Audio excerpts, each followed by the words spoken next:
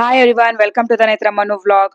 ತುಂಬಾ ಜನ ರೋಟಿ ಮೇಕರ್ ಅಲ್ಲಿ ಯಾವ ತರ ರೊಟ್ಟಿ ಮಾಡ್ತೀರಾ, ಜೋಳದ ರೊಟ್ಟಿ ಎಲ್ಲ ಅಂತ ಕೇಳ್ತಾ ಇದ್ರಿ. ಸೊ ಜೋಳದ ರೊಟ್ಟಿ ಮಾಡ್ಲಿಕ್ಕೆ ನೋಡಿ ನಾನು ತೋರಿಸ್ಕೊಡ್ತಾ ಇದ್ದೀನಿ. 1 ಲೋಟ ಆಗೋಷ್ಟು ನೀರ್ನ ಹಾಕೊಂತಾ ಇದೀನಿ. ಈ ನೀರು ಚೆನ್ನಾಗಿ ಕುದಿಬೇಕು, ಅಂದ್ರೆ ಕಾಯ್ಬೇಕು. ಸ್ವಲ್ಪ ಸಾಲ್ಟ್ ನ ಹಾಕೊಂತಾ ಇದೀನಿ, ಆಪ್ಷನಲ್ ಸಾಲ್ಟ್. ಹಾಗೆ 1 ಲೋಟ ಆಗೋಷ್ಟು ಹಿಟ್ಟನ್ನ ಹಾಕೊಂಡು ನೋಡಿ ಈ ತರ ಮುದ್ದೆ ತರ ನಾನು ಇವಾಗ ಒಂದು ನಿಮಿಷ ಬಿಟ್ಬಿಟ್ಟು ಹಾಗೆ ಚೆನ್ನಾಗಿ ಈ ತರ ಮಿಕ್ಸ್ ಮಾಡ್ಕೋಬೇಕು. ನೋಡಿ ಈ ಮುದ್ದೆ ಎಲ್ಲ ಹೇಗ್ ಮಾಡ್ತೀವೋ ಅದೇ ತರನೇ ನೋಡಿ ತಳ ಬಿಡ್ತಾ ಹೋಗುತ್ತೆ. ತಳ ಬಿಟ್ಟಾಗ ರೆಡಿ ಆಗಿರುತ್ತೆ. ನೋಡಿ ಇದು ರೆಡಿ ಆಗಿದೆ. ಜಿಗಿ ಬರ್ಸ್ಕೊಂಡಿದೀನಿ, ಅಂದ್ರೆ ಜಿಗಿ ಅಂತಾನು ಹೇಳ್ತಾರೆ.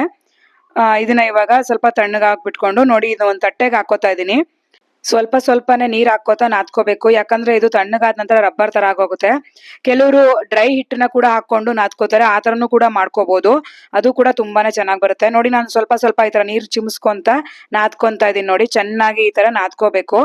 ತುಂಬಾ ಜನ ಈ ರೊಟ್ಟಿ ಮಿಷಿನ್ ಲಿಂಕ್ ಕೇಳ್ತಾ ಇದ್ರಿ. ಈ ಸ್ಕ್ರೀನ್ ಮೇಲೆ ಬರ್ತಿರೋಂತ ನಂಬರ್ಗೆ ಕಾಂಟ್ಯಾಕ್ಟ್ ಮಾಡಿ, ಖಂಡಿತ ನಿಮ್ಗೆ ಸಿಗತ್ತೆ.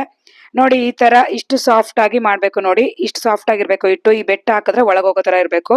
ನೋಡಿ ಈಗ ಒಂದೊಂದಾಗೆ ಈ ತರ ಉಂಡೆಗಳನ್ನಾಗಿ ಮಾಡ್ಕೊಂತಾ ಇದೀನಿ. ನಿಮ್ಗೆ ಎಷ್ಟು ದೊಡ್ಡದಾಗ್ ಬೇಕೋ ಅಷ್ಟು ದೊಡ್ಡದಾಗಿ ಮಾಡ್ಕೊಳ್ಳಿ. ನನ್ಗೆ ತುಂಬಾ ದೊಡ್ಡದಾಗಿರೋದ್ರ ಮಿಷಿನ್ ಈ ತರ ದೊಡ್ಡದಾಗಿ ಮಾಡ್ಕೊಂತಾ ಇದೀನಿ. ನೋಡಿ ಈ ತರ ಪೇಪರ್ ಸಿಗುತ್ತೆ, ರೊಟ್ಟಿ ಪೇಪರ್. ಇದು ಕೂಡ ತುಂಬಾ ಚೆನ್ನಾಗಿರುತ್ತೆ. 1 ಇಯರ್ ತನಕ ಯೂಸ್ ಮಾಡ್ಬೋದು, ಚೆನ್ನಾಗಿ ಮೇಂಟೈನ್ ಮಾಡಿದ್ರೆ. ಹಾಗೆ ನೋಡಿ ಸ್ವಲ್ಪ ನಾನು ಎಣ್ಣೆನ ಅಪ್ಲೈ ಮಾಡ್ತಾ ಇದೀನಿ. ಒಂದ್ಸಲ ಎಣ್ಣೆ ಅಪ್ಲೈ ಮಾಡಿದ್ರೆ 3 ರೊಟ್ಟಿನ ಮಾಡ್ತೀನಿ ನಾನು. ಪದೇ ಪದೇ ಹಚ್ಚೋದಿಲ್ಲ, ಅಂದ್ರೆ ಮತ್ತೆ ಎಣ್ಣೆನ ಹಚ್ಚೋದಿಲ್ಲ, ಅಂಟ್ಕೋಬಾರ್ದು ಅಂತ.